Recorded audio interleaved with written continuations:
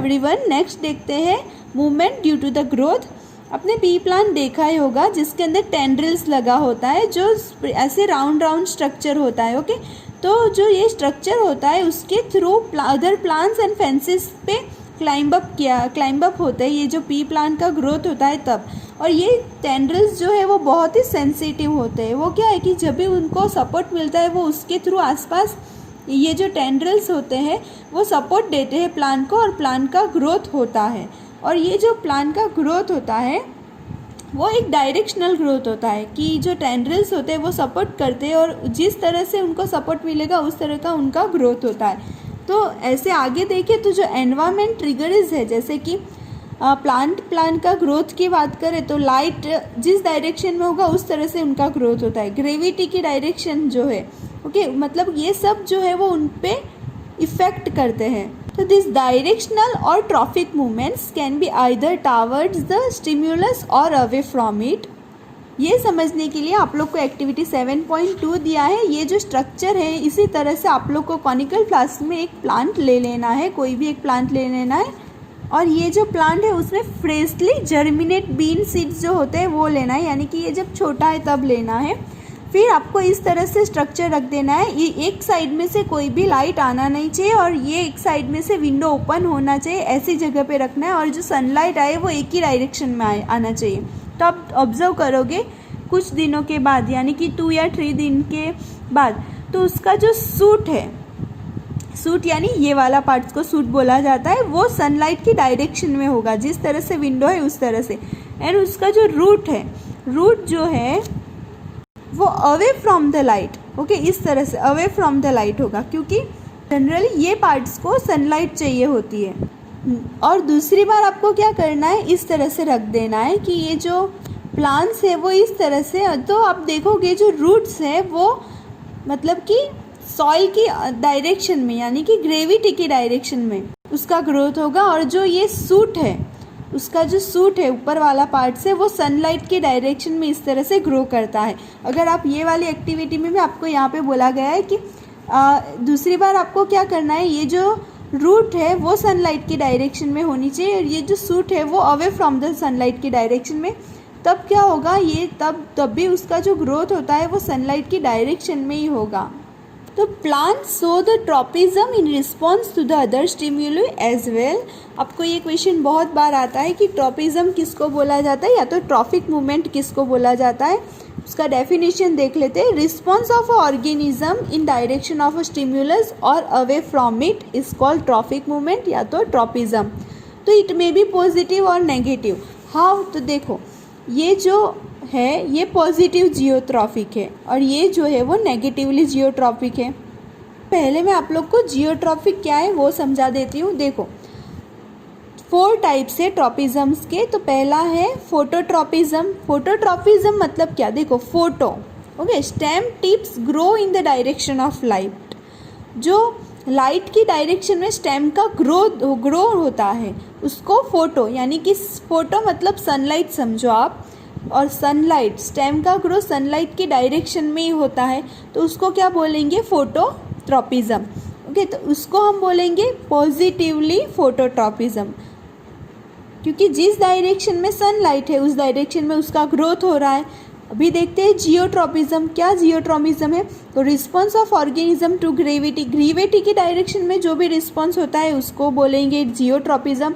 तो root growth towards the pull of gravity, जो roots grow होता है इसीलिए उसको पॉजिटिवली। देखो ये रूट्स का ग्रो किस डायरेक्शन में होता है, तो जो इस डायरेक्शन में मतलब ग्रेविटी है, ओके, तो ये हुआ पॉजिटिवली, लेकिन ये इस तरह से जा रहा है, ओके, सॉइल के ऑपोजिट डायरेक्शन में, इसीलिए उसको नेगेटिवली जियोट्रॉपिक बोला जाता है। नेक्स्ट देखते हैं केमोट्रॉपिज्म। व्हाट इज केमोट्रॉपिज्म, तो रिस्पॉन्स टू केमिकल्स, केमिकल के रिस्पॉन्स में जो ग्रोथ होता है उसको बोलते हैं। बात करें तो पोलन ट्यूब्स जो होती है, पोलन ट्यूब्स का जो ग्रोथ होता है वो जो ओव्यूल होते हैं उसका जो उसमें से जो केमिकल प्रोड्यूस होते हैं उसकी डायरेक्शन में होता है। फर्टिलाइजेशन के थ्रू क्या होता है, जब पोलन ट्यूब्स होता है उसका ग्रो इस डायरेक्शन में होता है। ये हम लोग नेक्स्ट वाले चैप्टर में हम लोग इसके बारे में ज़्यादा पढ़ेंगे। अभी आपको सिर्फ एग्जाम्पल याद रखना है। Next is thigmotropism. What is thigmotropism? Response to touch और सॉलिड सरफेस। जैसे कि हमने बात किया टेंड्रिल्स की, tendrils and other climbing parts are positively thigmotropic. जो टेंड्रिल्स है वो सपोर्ट से, किसी के सपोर्ट के थ्रू उनका ग्रोथ होता है। ये क्वेश्चन जो 1 मार्क्स में पूछे जाते हैं उसके लिए भी बहुत इंपॉर्टेंट है। एंड ट्रॉपी मूवमेंट एंड ये जो ट्रॉपिज्म है ये भी बहुत इंपॉर्टेंट है। नेक्स्ट देखते हैं प्लांट हार्मोन्स। मोस्ट टाइम पे क्वेश्चन है 1 मार्क्स के लिए, प्लांट हार्मोन्स।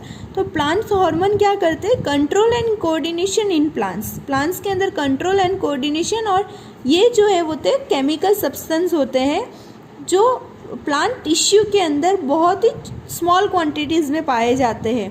ये जो प्लांट हार्मोन्स होते हैं वो ओके। तो ये प्लांट हार्मोन्स जो प्रोड्यूस होते हैं ओके, जब प्रोड्यूस होते हैं तो वो कोई और पार्ट्स में प्लांट के कोई और पार्ट्स में प्रोड्यूस होते हैं and then it's transferred to the another part by diffusion. Diffusion process के थ्रू दूसरी जगह पे उसको पहुंचाया जाता है। मतलब कि जहाँ पे उसका काम है वहाँ पे वो लोग प्रोड्यूस नहीं होते हैं, लेकिन जब उसका काम होता है तब डिफ्यूज़न के थ्रू उसको वहाँ तक सेंड किया जाता है। तो let us start. First is auxin. Auxin बोला जाता है उसको। They are produce at the shoot tip. Shoot tip पे वो लोग प्रोड्यूस होते हैं and help in the growth of stem. उनका जो फंक्शन है which is growth in the stem and it also helps in the cells to grow longer okay. यहाँ वो सेल की भी हेल्प करता है। एंड जब लाइट जो है वो एक साइड्स में से आ रही है, when light is coming from the one side of the plant, oxygen diffuses towards the side of the shoot which is in shade।